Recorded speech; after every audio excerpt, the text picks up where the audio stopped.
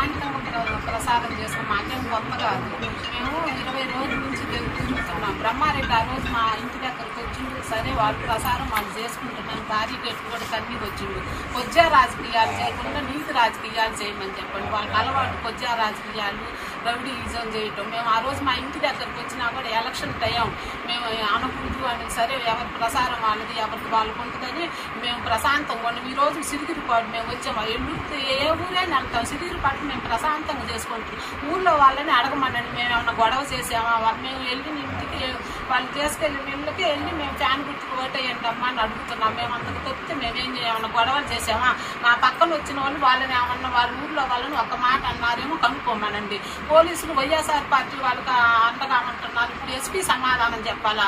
ఇప్పుడు ఎస్ఐకి కూడా దెబ్బలు జరిగినాయి కదా. మేము అంతకుముందు వైఎస్ఆర్ పోలీసులు అండగా ఉంటున్నారు. ఇప్పుడు సమాధానం చెప్పాలి. ఎవరు గొడవ చేసింది, ఎవరు చేసిందని. కొద్దిగా రాజకీయాలు చేయకుండా నీతిగా చేయమని చెప్పండి. బ్రహ్మారెడ్డి ఆడవాళ్ళ మీద ప్రతాపం ఉంటే మా వారి మీద చూసుకోమని. మగవాళ్ళు ఉన్నప్పుడు చూసుకోవాలా. వాళ్ళు కొద్దిగా రాజకీయాలు ఆడవాళ్ళ మీద ఎగబడి కొట్టడం ఏంటి అసలు. మేము ఇన్ని రోజులు మేము చిన్ని ఊర్లలో వెళ్తున్నా చూడండి. ఏ ఊర్లోనైనా ఒక్క గొడవ నన్ను అన్నా కూడా మేము పట్టించుకో. అనంతరమ్మ మనం ఓటు అడగడానికి వచ్చిన వాళ్ళు సరే అనుకుంటాం, నువ్వు గమ్మును రాని మేము వెళ్ళకుండా గమ్మును వచ్చేస్తాం. నేను సిరిగిరిపాటు అంత వాళ్ళకి అంత గొప్ప. మాకు రారా మాచెల్లు రారా, వాళ్ళు మాచెల్లో తిరగరా, వాళ్ళదేనా సిరిగిరిపాడు, మాకు లేరా. నీతికి చేయమని చెప్పండి బ్రహ్మారెడ్డికి. వాళ్ళకి మట్టలు చేసే అలవాటు, ఆడవాళ్ళ మీద ఎగబట్టం చేయటం వాళ్ళకి అలవాటు.